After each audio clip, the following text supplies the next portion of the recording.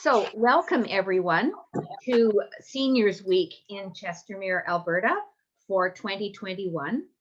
And the Historical Foundation of Chestermere is very pleased to be able to present a virtual historical trip around Chestermere Lake, seeing some of the things that used to be around this lake and telling a few tales and stories about happenings from the early days of 1902. And we always think history just, it's never stopping. So we'll say till 2021, because we may certainly talk about some more recent things.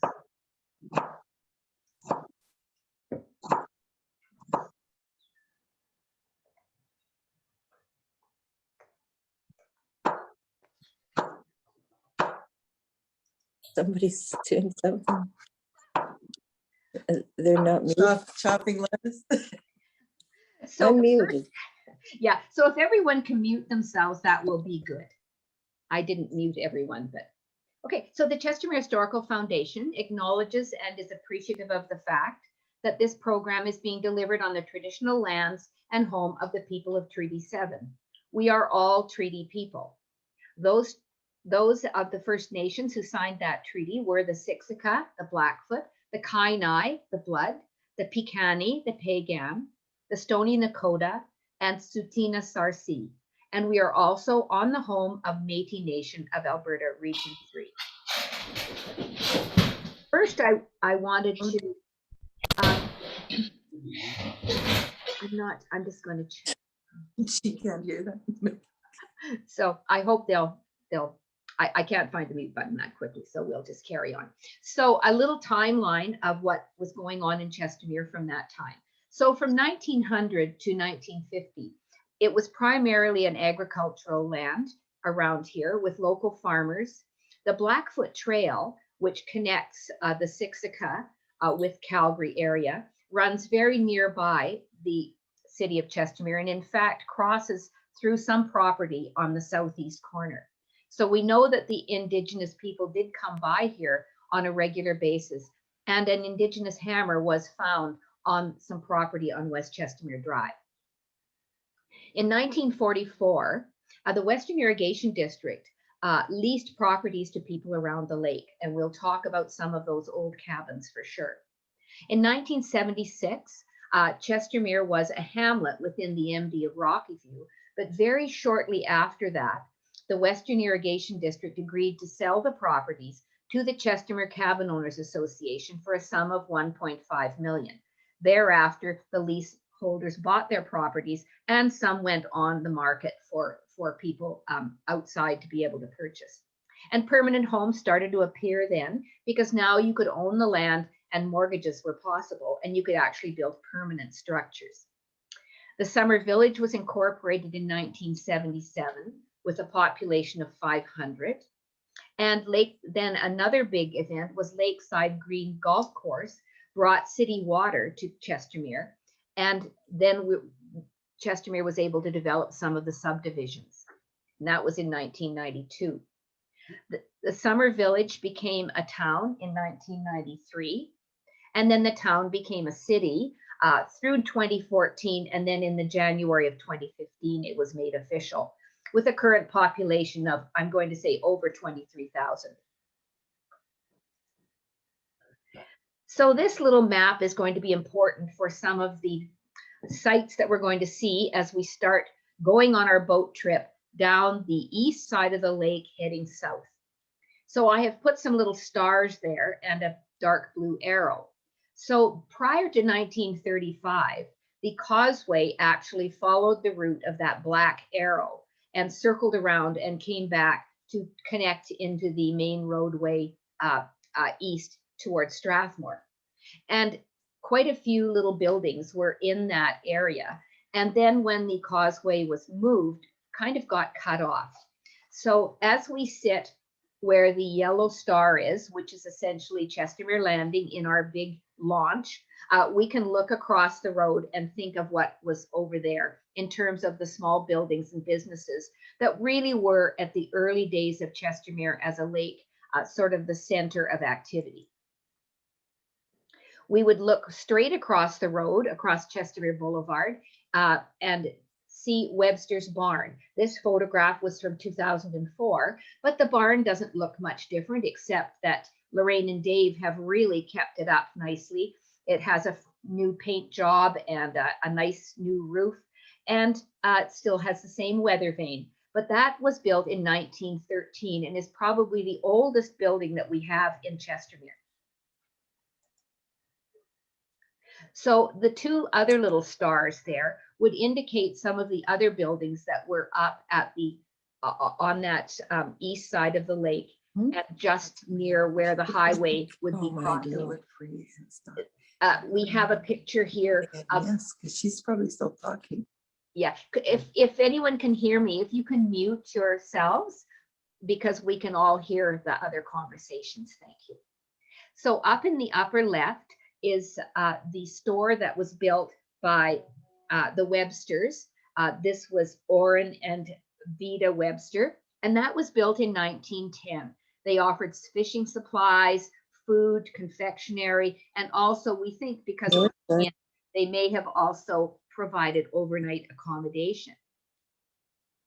And overall, and that was sold to George and Annie Hoffner in 1925. And it's interesting about the Hoffners because they were very interested in the boating aspects of the use of Chestermere Lake. And they offered a competition for dinghy sailing, that would be a single person sailboat, and also for rowing. And in the early, and this would be in the early 30s. And what happened was they offered the trophy for rowing, and George Webster won it. So George Walker won it so many times that finally they donated it to George, and he just kept the trophy. And that trophy was then given to the Chestermere Historical Foundation, and there's a picture of it down below. So the new bridge essentially cut off the store, this Lakeview Inn, and also later the one that George and Annie had, the Hoffners. So what happened after 1935 was Fred and Evelyn Shaver decided to open a different store, and they opened it across the road where we would now see Chestermere Landing, and where the stores have been ever since then. It was then sold to the Tremaines, and then Walter Froslev owned it, and his fame was that he had a pet bear that he would keep in a pit in front of the store. And now that picture down on the bottom, the small one that says lunches, refreshments, and cabins, that would be what the store looked like when Walter Froslev had it. There followed the Woima family. They had a big boat called the Queen Mary that they took tours out on the lake. There was the Bishop family, then the Horlocker family. This would be in the 70s, the Barsevskis, and now John Kittler owns that property. As well, the Websters in 1948 reopened in their original location. You can see that picture up top with the horse and buggy. The building is much similar to the picture down in the lower left. So they just reopened the store in 48. And there were, and that store sold fishing goods. And because it was busier then, there was more business for them to take advantage of the people who would come out in the summer for fishing and boating. It's also believed that the Websters had in this new store a post office for a period of time. So the red dot would be where the new store was, and where the landing is right now. So we're going to head on down the lake and see some more sights. So another of the buildings that sort of got caught when the causeway moved was the little old yacht club that was started by the first people that we know were sailing out there. This was Morris Schieback, Roy Lee, and Sergeant Mike Sullivan, all of them Calgarians. And they would have been the impetus for starting this Calgary Yacht Club and setting it up in this small building that would have been, as I said, caught when the causeway changed directions, or changed its location. So that group, they were there in the late 20s, early 30s. They decided that it wasn't feasible to have the yacht club where it was, so they built a new building, which would be just a bit north of where we're leaving from at the landing, around 100 to 120 East Chestermere Drive. And a picture of that building can just be seen to the left of the group of gentlemen in front of their little old yacht club. So that building was built in the 30s. The yacht club became an official society in Alberta in 1933. So we think it's about that time that they built that building. And it was built by A.B. Himmelman, who was a boat builder and contractor who lived in Calgary and became a very active member of the club. So, and we look above that photograph and you can see the corner of that yacht club building just above the man who's sitting on the dock. You can just see above his head. That's the far right corner of that building. And that man is Fred Pache. He was a very active member of the yacht club. And you can see his boats out in front. He had the Chum, the Lorraine, and the Alpha are all at this dock. His cabin is up in the right-hand corner, as well as the Roberts cabin. And these would be located at about 141 East Chestermere Drive. At that time, the CPR owned that land, and you weren't allowed to build a permanent structure, but you could build a boathouse. So the families both built these little boathouses, which they kept the boats in the winter, and in the summer they pulled out the boats and moved in the camp cots and the stove.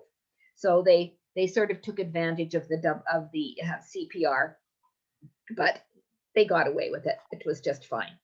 So the yacht club can be credited with the unobstructed length of the lake, meaning that when they had a decision to make in the early days about where the connector road from what we know as the #1 highway now into Calgary went, as you know, that road jogs around Chestermere and then comes over the present causeway. But should it have not done that, it would have gone straight through the middle of the lake, and there would have had to have been a number of bridges along that causeway.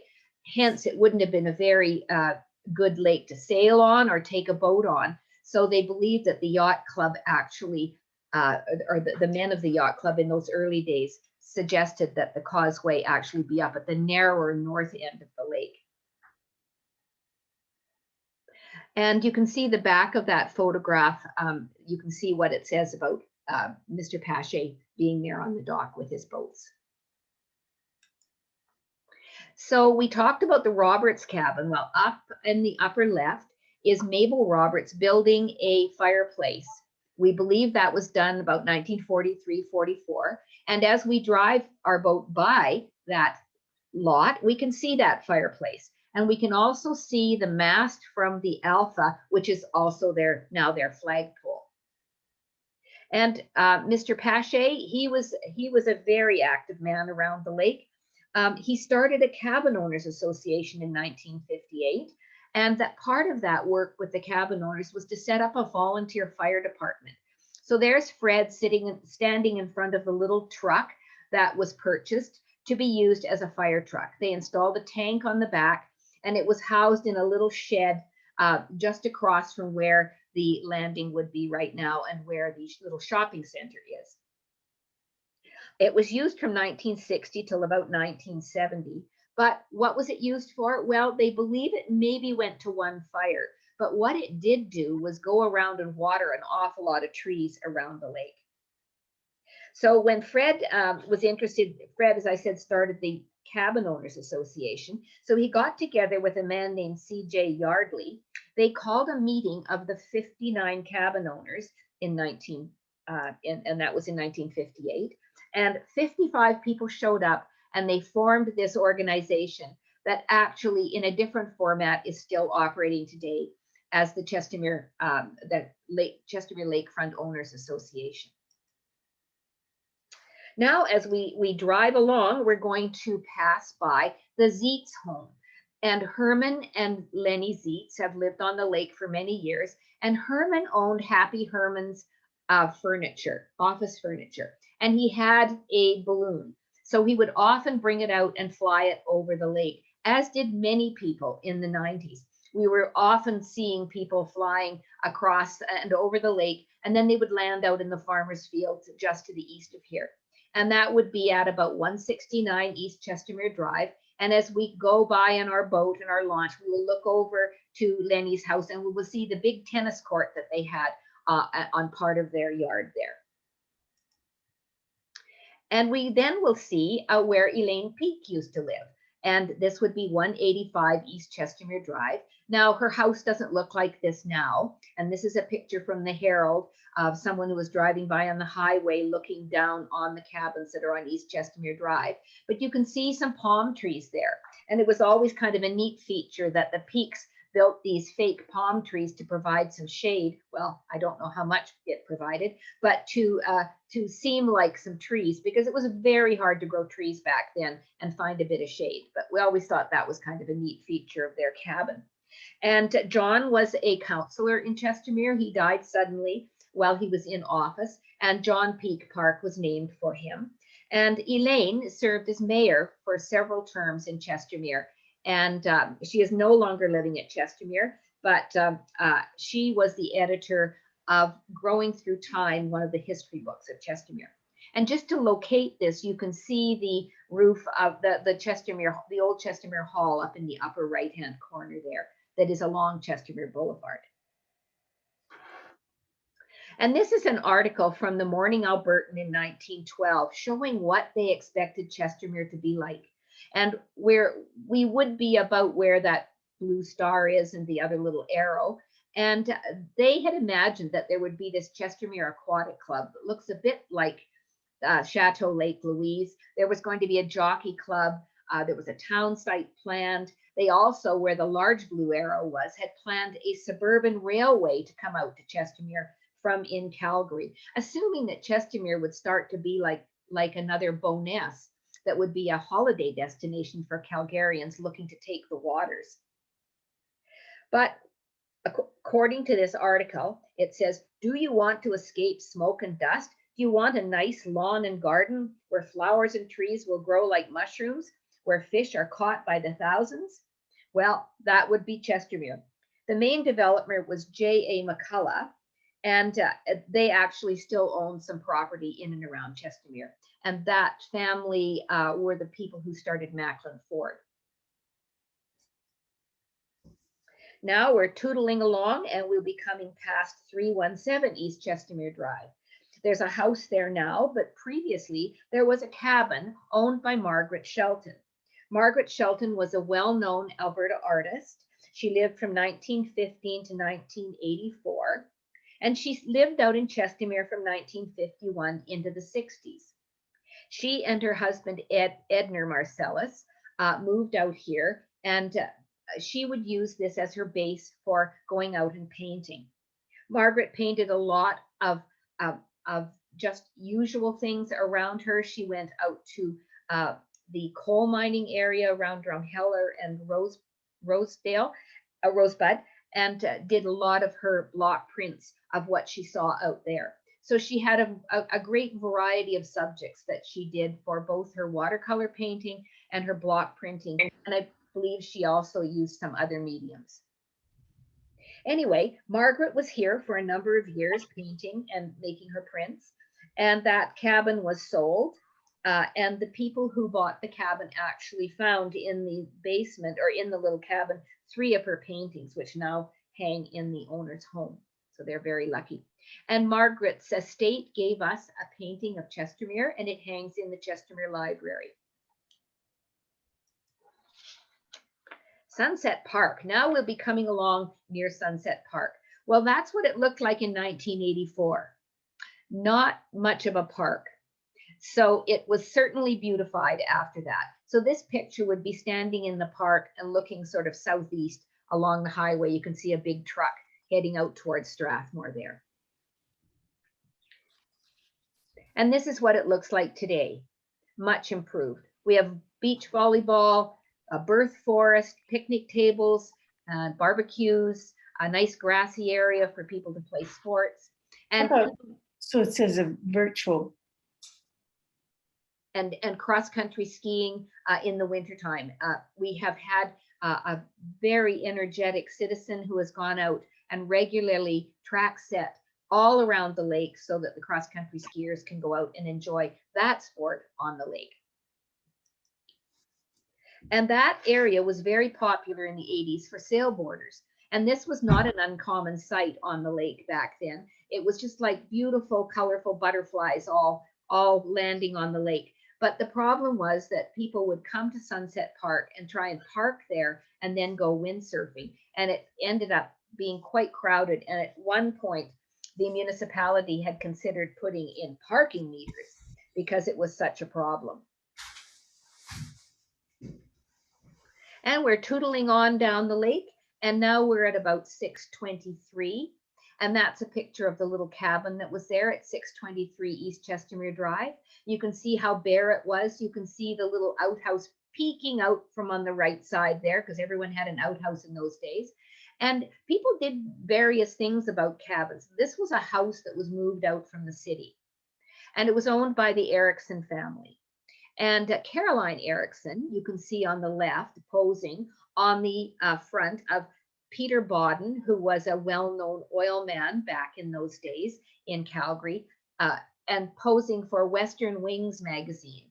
And I did call Western Wings just to confirm, because I only had a photograph of this, and they said yes, that was the cover in 1959, I believe it was. Because float planes did come onto the lake quite commonly in those days. Not so much now, but they certainly did in the 50s and 60s. And that's just a view on the bottom right of what it would look like if you drove along Highway 1 and were looking out at the lake. So about where this little cabin would be sort of down where the lake seems to bend and come around.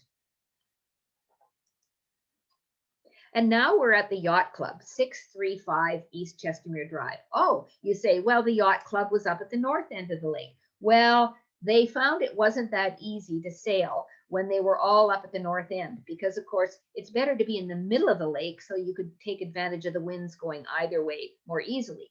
So they moved that little building, and you can see the iconic formation of the wood on the fascia on the top corner. And so that's why we know that's the same building. They moved it down to 635 East Chestermere Drive. They leased some lots from the WID, and then they put an addition on the back. And that's just a picture of one of the gatherings that they would have had. It was obviously well attended. You can see all the cars parked back there. And then in the upper corner, you can see a later picture of a Hobie regatta that was held in 1983 at the Yacht Club. Now, taking a look at the badge that we have up in the upper left, that is not the insignia of the Yacht Club today, because back then they actually had quite a crew of people who had motorized boats that were members of the Yacht Club.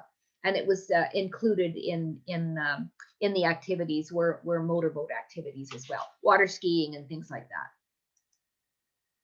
And this is what the new clubhouse looks like. So in 2010, that old building was torn down. It had served the club very well, and a new building was erected. And as we go down the lake a little further on the east side, I thought it would be fun to look at some of the old cabins. So the Davies cabin would be the first one we would come across on the bottom. And that's a picture of Jack Davies and his sons. One of his, Jack has passed, but one of his sons, Dan, put a house onto that property. And now Dan's son and his wife now live in that property. But I thought that was kind of a cute picture. The cabins were just pretty rough and ready. And you can just see that that's just, you know, they've got a fireplace and split logs on the front and an old set of horns. Just a place to have fun at the lake. And up above is the Graham cabin. Now, the Grahams and the Dowlers were next door to each other, and they got some grain doors from the CPR, and they were able to build 2 cabins and 2 biffies, and maybe even a dock, I think, with the wood they got from those CPR grain car doors. But as they have said, it was really hard taking all the nails out. That was the biggest job. And now we're just about at the end of the lake. We're at Camp Chestermere. And Camp Chestermere was probably about the only place along the lake that had any trees, save a few at Cowpie Island, which you can see in the bottom photograph as we look from the east shore to the south of the lake and the dam. Anyway, the camp was started in 1937, and it was started by some men from the Navy League, officers Mitchell and Browley, who thought it would be good to have a camp for these young Navy cadets to come to in the summertime. So they started that camp. It actually became the nucleus of HMCS Tecumseh. In 1955, property was purchased by the Gospel Missionary Association, and it's now owned by the Camp Chestermere Association. But when we look, I just have a larger picture of Cowpie Island there, so you can see. But you could see those trees from way down at the north end of the lake, because there really was nothing else along that except the trees at Camp Chestermere. Oh, and I forgot to mention that the stories of the kids who went to Janet School, which would have been south and a bit north of the end, sort of south of the end of the lake and a bit west, was a little country school. And they would come out here and have their picnics at the year end under the trees along where Camp Chestermere is here. And here's some more pictures of Camp Chestermere. These are the buildings that were there in the 40s, and also the stable in the foreground. Down at the bottom left, that ice house, which was there from one of the original buildings, is still on the camp property. And there's an event that they were having just with the cadets. And a couple more pictures. These ones came from the Alberta Naval Museum. We just got those recently. And this is a cutter crew. They were out rowing, and obviously they were having some competitions with these boats. And also down below, a thing that happens quite often at Chestermere, will have a great big blow in the afternoon on a hot day, and sailboats will be capsized, and then the next morning you have to bail them out, and that's what those boys are doing. It was called After the Storm. So now we're at the dam.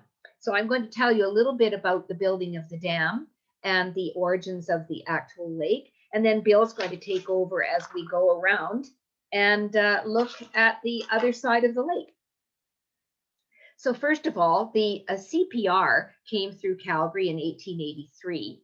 And the CPR built the railway for the Canadian government, but didn't have the cash to actually pay the CPR the total amount that they would be owed for building that railway across the country.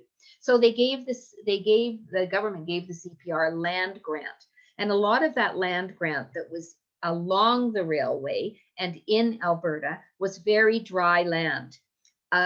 There was a drought in the late 1800s, so the efforts that the CPR were going to try and have farmers come out here and farm the land was pretty uphill.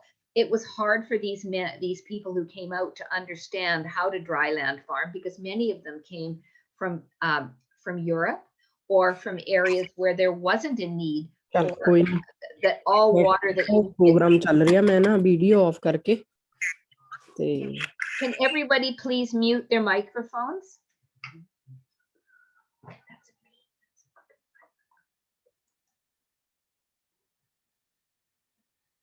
Thank you. Good. So the drought. So in the late 1800s, there was a drought. The CPR was having trouble getting farmers to come out because they didn't know how to dry land farm. So it fell to a man who was a government employee, probably the highest paid by the Canadian government, who was out here, William Pierce, and that's his photograph there. And William Pierce had toured in Utah and knew that irrigation would be a real boon to an area such as this, to try and bring a fertility to the land, extra fertility with water. So he believed that irrigation was a possibility. He then was given the task by the government, because the federal government did understand that having water rights under jurisdiction of the government was probably a good idea, so there wouldn't be the fights that they had seen in the United States over who had the right to water. So they passed the Northwest Irrigation Act, And he was an author of most of that act. And so at that point in 1894, all riparian rights fell to the government. So that put the government in a position of being able to decide who was going to use what water where. So the CPR was still puzzling about how they were going to get farmers out. So they started listening to William Pierce, who was touting this idea of having irrigation. They did some surveys and realized, the CPR, that they could actually have water run from the Bow River in Calgary all the way out to about Galician to water and provide hydration for this very dry land for farming in that area. So the dream was to have this irrigation system, a dream that William Pierce and also A.S. Dennis had. So they decided to do that, and the CPR put aside money to set up 3 sections of irrigation. The western section that would be where we're living right now, the central section, and then the eastern section, which would be down around Medicine Hat, Lethbridge. So that happened. And because of that, here in the western section, they built a canal from Calgary out this way to the most convenient and largest body of water they could find to fill, because they had to have a reservoir. So they put a dam at the end of Kinniburg Slough, which is now Chestermere Lake, and also continued with canals that would run out both the south end of Chestermere Lake and the north end of the lake. And so we'll go and talk a little bit more about that. So here's a picture of Kinniburg Slough, which is the greeny yellow area. It's an old map from 1884 over which Ray Blanchard superimposed a modern day map of Chestermere.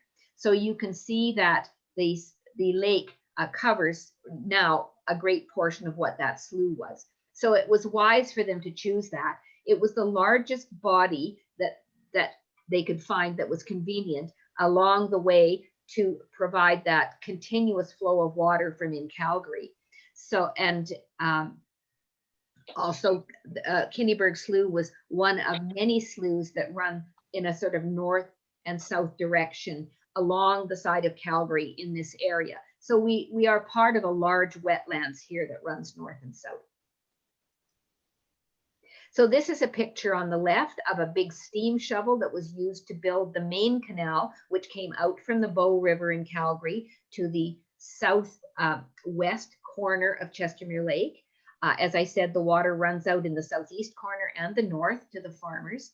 There's a picture below of a Fresno scraper that was used to level ground, because of course they had to, when the farmers were irrigating, they had to sort of level their property. And according to the woman who owned this, Miss Barbara Moody, her father worked on building the Chestermere Dam, and she said he used that piece of machinery in the work that he did. And on the right is a picture of how it would operate with a team of horses and a man working behind.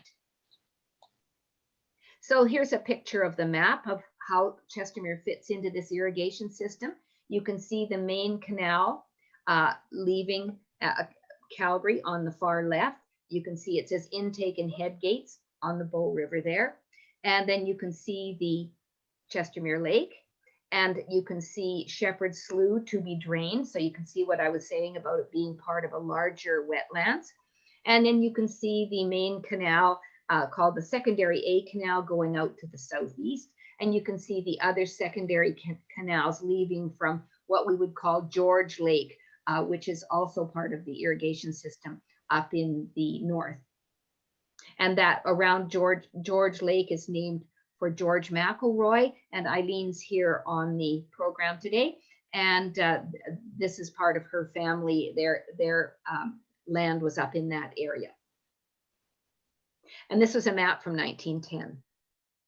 And the last picture that I have here is the one that Eileen was able to get from Library and Archives Canada, showing the entrance to the A canal going out of the southeast end.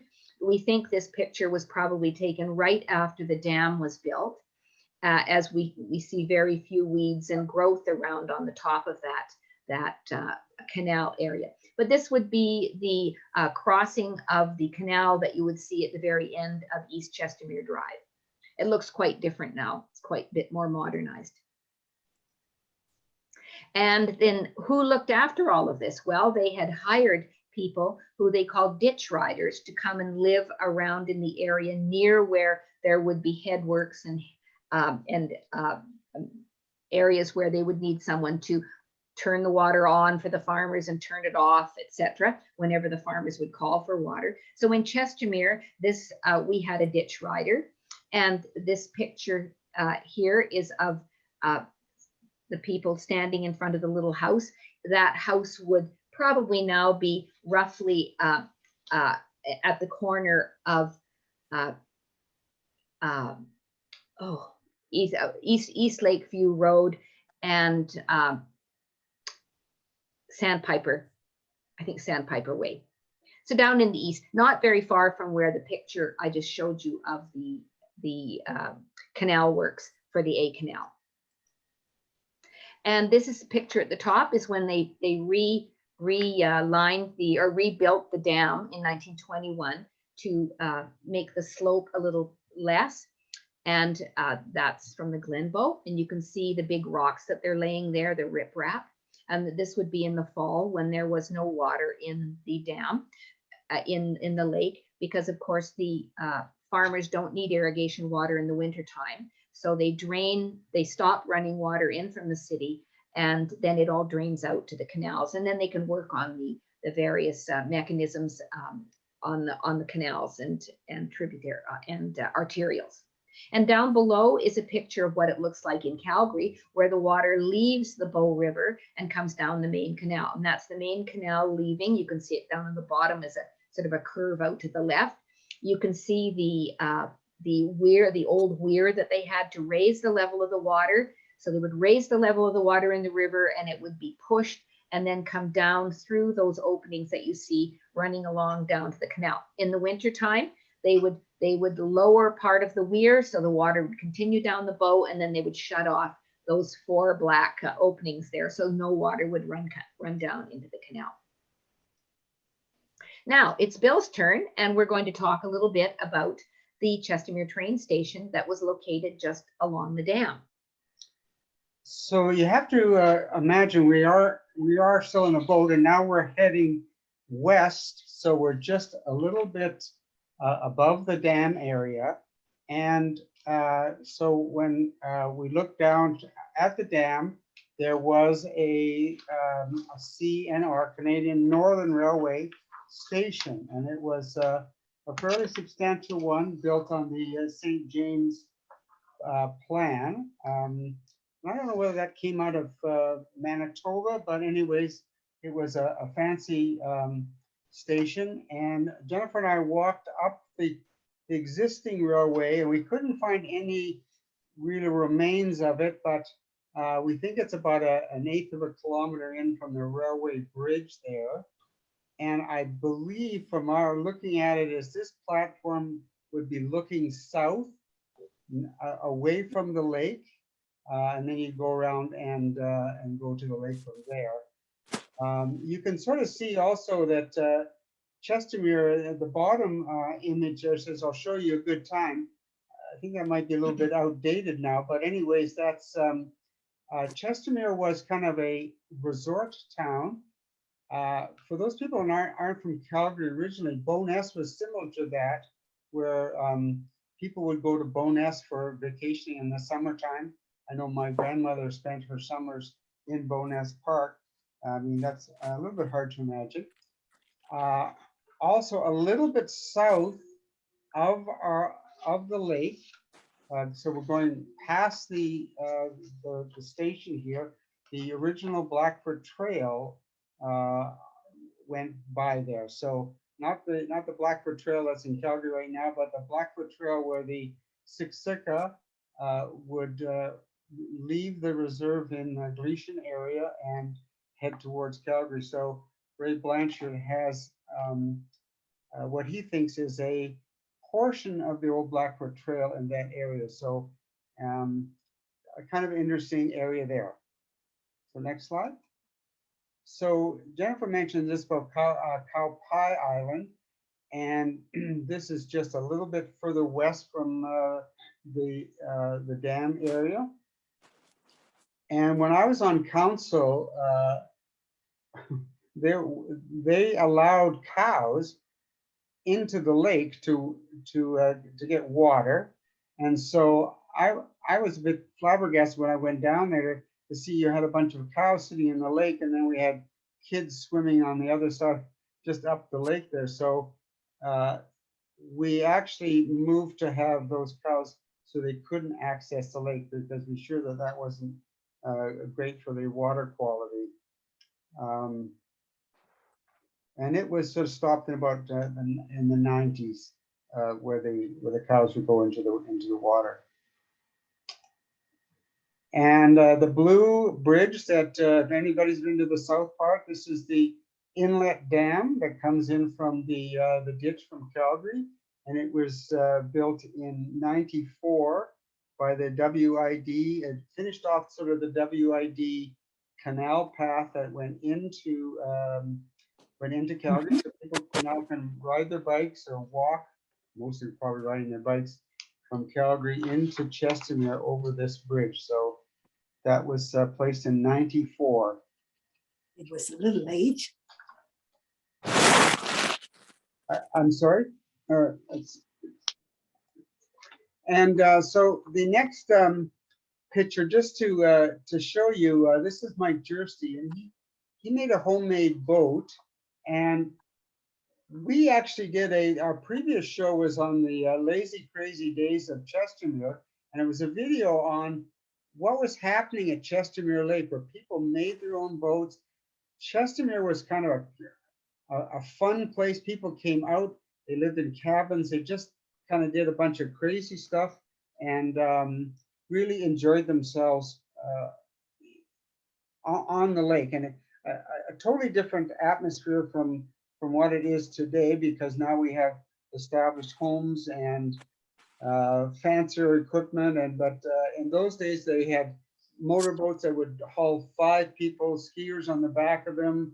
People had made their own skis, little platforms where they pulled people with chairs on plywood. And so it was a totally different time. And most of the sailboats were made of plywood. The next one, as we're moving up now, West Chestermere Drive, is just to show you some of the old cabins, because don't forget that this was essentially a cabin community. And so these have some of the unique designs. And here's the Gretner cabin on 550 West Chestermere Drive. And so people really just, they moved houses on, or they built little cabins, and it was just a little fun resort. And now the next thing was just to show you the differences after the WID and the Chestermere Cabin Owners Association negotiated the leases.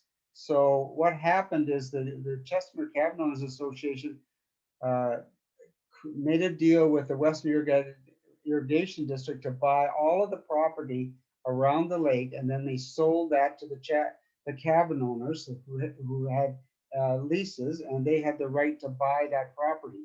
And as Jennifer mentioned before, is once you could own the property, then banks would lend you the money. So people started to build houses on there, and they could get mortgages, and that's changed how Chestermere evolved.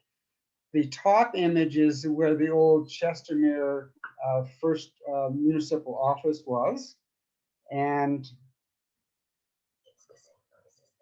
oh, no, well, yeah, but so the top image is where the old trailer is, where the first municipal office is.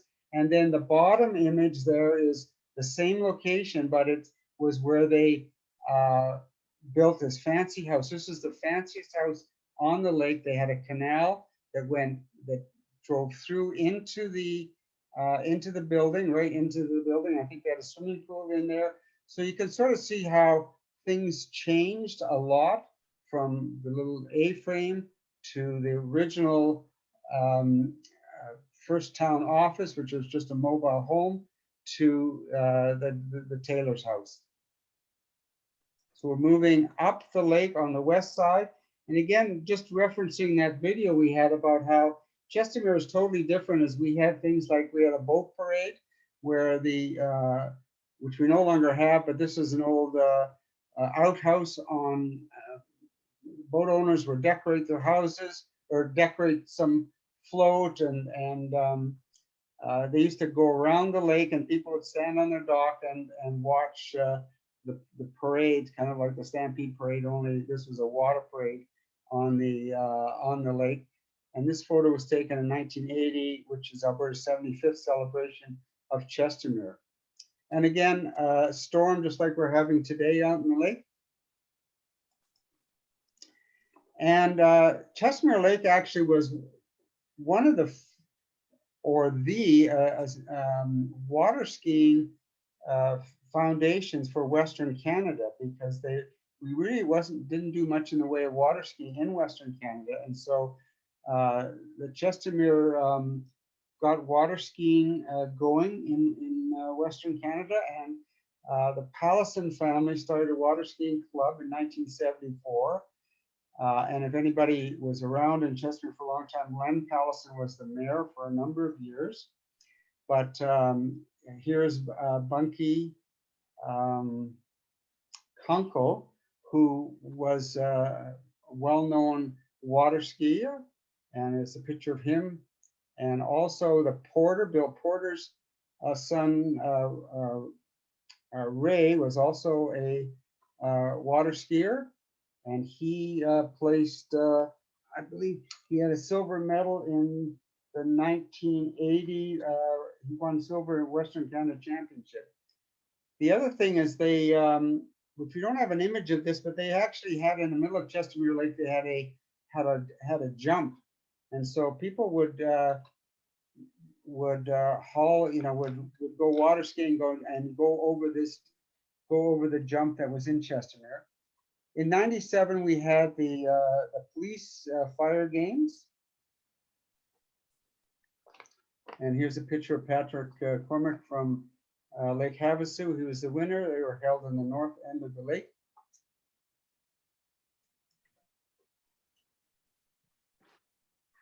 And just to say, again, just this emphasis is that Chestermere was kind of a fun place to be.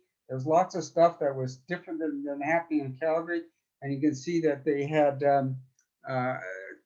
horse racing in 1907.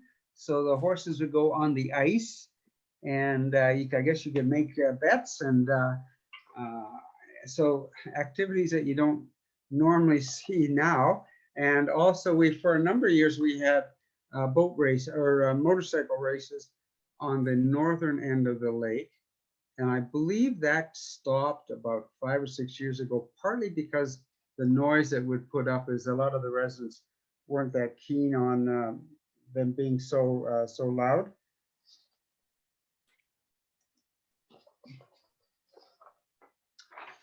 And here's some more old photographs. So this is looking east from the West Shore near Chestermere Community Center. This is Ed Lowney Sr.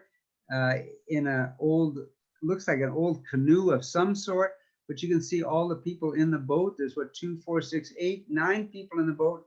Nobody with life jackets, and all fancy hats and all dressed up. So it was, again, people were just having fun on the lake. And the bottom picture shows in 1913, you can just see an old boathouse with a dock. It's not very clear there, but again, this is what Jennifer mentioned before, where you could only have like a boathouse. So this is one of the boathouses that people had to store their boats, and then they lived in. Sometimes they lived in there in the summertime, or they spent a week or something there and on vacation.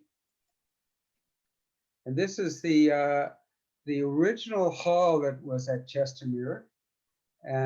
It was demolished in '81, And it is at 201 West Chestermere Drive, which is really essentially the same location as the existing community center. And the flooring of that, so they moved the flooring, it was an old munitions flooring from the Forest Lawn area. And I think that was in 1918 so that's what the old hall looked like. And they had dances, jitney dances, and Mark Kenny played there, and the Western Gentlemen. So up there till 1932. I just wanted to say it was a tractor factory that was then turned into a munitions factory, and then they got the floor from them. So yeah, because some of the references say it's a tractor factory, so we just want to make sure that it was actually both. And tomorrow, Kay, this is just a poster for Kay's doing a program on that hall. So providing a little more background on the halls with some of the specifics on what was happening there and how it was made. And so don't miss that program. It's on 6:30 tomorrow evening. And it will be recorded as this one will be and put up on the webpage. And Jennifer, as she mentioned before, is that the road which is 17th Avenue, which is now Chestermere Boulevard, curved, and then they straightened that out. So this is just a picture of it looking east across the causeway, and it is now straightened out, and that's why we have that little Founder's Point, which is kind of cut off area there. So that's why we have that. And the bottom picture shows the Webster Barn, if anybody knows where, up there. So there's and you can just see the very few little buildings there. The Sunshine Cafe, which we made a play of, is in this area too. And this is where the old causeway and the dam, and you can see that there's a wooden structure along the causeway to stop erosion, water erosion, so the road would not be worn away. And this is the aerial photograph of the lake from 1975. So this was prior to the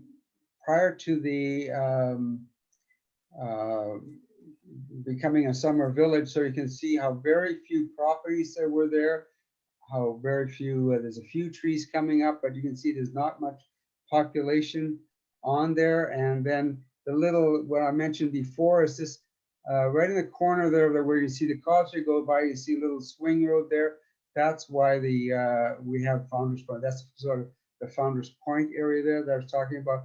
And so we had a curve there, and then they straightened that out to go to the #1 highway.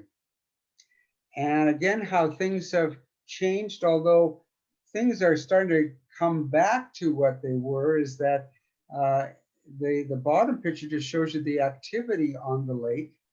That when we first came out here, there'd be a ton of people on the lake on boats and or on cars, and they would haul people on the back of toboggans, and there'd be a lot of fishing, and you can see the old ski-doos. But we did notice this last year, maybe because the population is really increasing in Chestermere, there's a lot of activity on the lake again. So there was a bit of a hiatus where there wasn't so much activity on the lake, and now it seems to be moving forward with more activity on the lake in the wintertime. I think, Leslie, you're here, but there were over 60 skating rinks on the lake this past year, including small ones and larger ones. And here's, again, this sort of fun atmosphere that was happening at Chestermere is in 73, Trevor Bunky Kunkel. He dressed up as the weed monster. And so he would go out skiing in that outfit and just have a fun time out of the lake.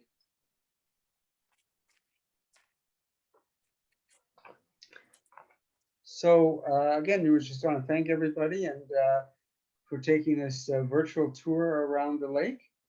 And almost every month, the Chestermere Circle Foundation have programs, so you're most welcome to zoom in on these programs and see what's happening regarding the history of Chestermere Lake. And we just released our new logo, which is on the right-hand side. And oh, I see that I picked the wrong one, because the new logo, actually the boat is black, so I picked the wrong image, but it's pretty close to what our new logo looks like. So you'll see that on some of our materials. And you can always catch up with us on Facebook. We have, that's where we put our events, and also on our webpage under programs. More and more of them will be recorded. If you don't catch them when they're live, you can catch them afterwards. So the latest video on the crazy lazy days of Chestermere is on the website also. So if you missed that one. And also Eileen's about the ditch riders. Right. Yeah. Those are the two most recent ones. Jen and Bill, this is Sharon from the city of Chestermere. Wow, that was really, really informing. I absolutely love that. Having done the boat ride in person and now the virtual, that was amazing. Thank you so very much for being part of Seniors Week and for an excellent presentation. It was fantastic. Thank you. Good, thank you. Thank you. Yeah. So if anyone had any questions, or if anything wasn't clear, now's the time to ask that, because it would be good for us to have those on the recording, just to make sure that we include any new information that there might be. I was wondering, Jennifer, in the Sunset Park, the old picture, and the boys were playing and it was pretty rough. Yes. I wonder if that's part of the ski jump in the back that is just sitting behind them. Oh, that could be. It looked like it was a little too small, but Yeah. Yeah, I'm not sure. I just, I know they said that they just used to put them like to the side, so. That's wondering if- very good. I unfortunately I closed the but I can see it now on my paper copy. But we could have a look at that. We do have some pictures, I think in Bill's program, of the ski jump, which was sort of permanently set up in the north part of the lake, beyond the causeway and the bridge. Yes, there was one there too. Yeah, there was one there too. Yeah. Yeah. and actually, we were given a video, and it did show them jumping, but I haven't sort of finished.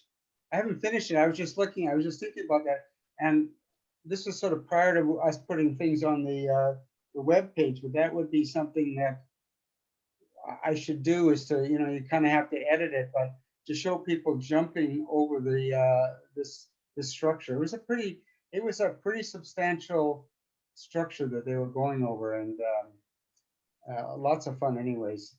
Yeah. If you had enough nerve to do it. The young guys did. Yes. Yeah. I think Ray Jen, Porter I wasn't sure the date involved in for the that golf course either. Was that in the early 90s? Do you remember? 1992. 92. Okay. 1992 was when Yeah. the proposal started with the golf course and the water. So once they brought the water out, then you could have 50-foot lots. That's right. Yeah. Because prior to that, well, I guess we had 50-foot lots anyways. Prior to that, we had wells and we had pump out tanks. But then once you couldn't have a development like Lakeside Greens unless you have city water where you could make a development like that. So they paid for the water, but they didn't pay for offsite levies, which the city charges for offsite levies normally. So that was sort of their offsite levy to bring the water in. Yeah, and if I remember, didn't the sewer come in as well? But you put that, I think you had to pay for the sewer, but put it on your taxes or. Yeah. Yeah. It was sort of you could spread the cost over a number of years for the sewer. Yeah. Yeah, we had our roads dug up many times over those years, right, Leslie? For those of Oh, you. yeah. The old gravel road. Yes, Dawn's got her hand up. Hi, my brother ski jumped and was in a competition here in Chestermere. I just text him and I'm not just sure what year it is, but I'll let you know. And yeah, maybe we can find out which ski he belonged to at that time and get some pictures or something. That would Yeah, be great. The Yeah. ski club was sponsored by the Chestermere Cabin Owners Association as well. That was that Oh. original group that Fred Pache started, but the Okay. group was very active in those years. yeah, he came up from Vancouver Oh, oh yeah, yeah, they traveled to come here. So it must have been a big deal. But I'll talk to him more about it. Be great, yeah. That was interesting. Yeah, I we think had a good time. they did have one big competition here, and I'm going to guess it was 1973, but I'm not sure. They had Okay. a more of an international national competition, but I know they had a big competition here. Possibly that's the one he came up for. Yeah, maybe it is. Yeah, no, that's great. I know with the Bunky Kunkel, Mildred and Orly Brinker, whose son was Bruce Brinker, they went into competition. I think both of them skied together on the lake and then went into all the competitions. And I think some of the top skiers from Innisfail started way back then as well, traveling to Chestermere for the competitions. Yeah, we really need to focus a bit more and do something more focused on just the water skiing. And that, I mean, that there's lots of projects we need to do, and that probably is one of them. I know that we've got some pictures from Edie and Bud Sluice who were involved, and they went into Calgary and they had a convertible. They were advertising a regatta that they were having out here with water ski competitions.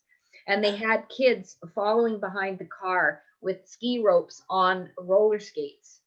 And they went in Calgary, and I might have been the Calgary Stampede Parade, I'm not sure.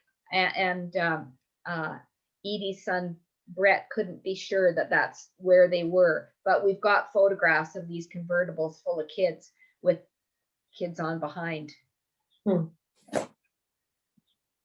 I've never heard that one, Jen.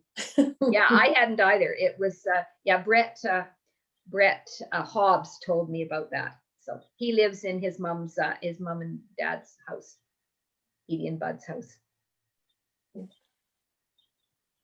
Good. Any other questions before we? Yeah, Sharon's got her hand up. Yeah, I have a question, Jen. Was windsurfing ever a huge sport on Chestermere Lake? Oh yes, I think I showed one picture of a bunch of what looked like boats on lake. It was so crowded you couldn't tell, but that was the windsurfer. And I said sailboarding because I've been corrected that there were many brands of these, and a windsurfer was just one brand, but it was very popular. And that was the crowding on East Chestermere Drive of the cars all parked down both sides and filled the park. And that people couldn't get by. There were people crossing the road and getting undressed and dressed, and and there were no, I think there might have been an outhouse. Leslie, you can correct me, but they might have had an outhouse out there. I'm not even sure if they did. But the town was probably the town at that time was going to put parking meters in, and then that idea just raised a huge brouhaha, a bit like charging at the park did. Valid reasons, but no one wants those things, right? Yeah. Thank you. Yeah. And there's still windsurfers out there. I think it's coming back a little bit. There have been people out windsurfing, at least at the yacht club, and we've seen them. There's a couple of diehard people up at the north end of the lake who windsurf. I used to windsurf. So I've actually got 2 boards now. Since I've been in Canada, I bought a couple of boards. So I paddleboard and windsurf. So I'm looking forward to getting the sail and the boom on and going for it. Good. That's great. You can come out and give lessons at the yacht club. Hey, I'm not that good. It was always an issue whenever the wind came up. We would always have massive crowds because windsurfing was very popular, probably in early 90s, I guess. And so whenever the wind and that Sunset Beach area was just packed, as I said, I was on council and we would entertain the idea of putting up parking meters. That's hard to imagine. Yeah, you know what? It's a great sport. Not so good when you're in the middle of a thunderstorm and somebody is on a tannoy shouting you to come in, and you have to put your mask down on top of the Yeah. board, lie on your Yeah. stomach, and you're paddling in. Then you get attacked by a bunch of geese. Not so much fun. Oh, gosh. I think you had to get pretty good pretty fast because the lake is not that wide, and with the winds, they had to get good fast because you were making a lot of turns. We'd often have people floating up and asking if they could walk through our property to get back to where the car was. Yeah. They Yeah, got we did. downwind and couldn't get upwind. And there were more, we showed one picture of a plane, but there were more planes landing on the lake. It wasn't uncommon. And lots of, and we did show a picture of a balloon, a hot air balloon, and there was lots of every weekend you would see hot air balloons come by. They would, because of the prevailing westerlies, they would launch in Calgary and then come out here and they would land in a farmer's field. And so it was kind of entertaining. And if you didn't notice in the chat, Eileen put in, it was August 73 was the international water ski competition, Dawn. It was August 1973, so.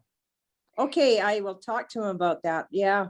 Yes, and if anyone wants to go to Kay's program tomorrow, you can go to Seniors Week, Chestermere. If you just Google that, City of Chestermere Seniors Week, it'll come up immediately with the schedule of all the links that Sharon has for all the other many events, and also the link, the Zoom link for Kay's program tomorrow at 6:30.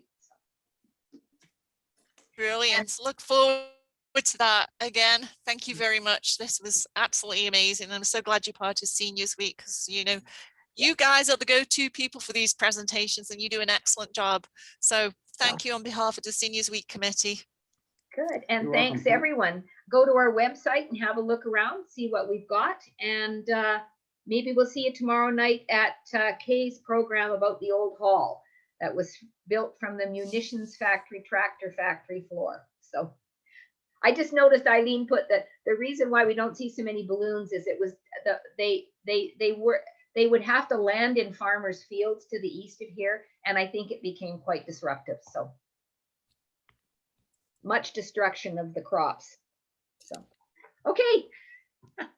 Thank you very much. Bye-bye. and Thanks, everybody. great.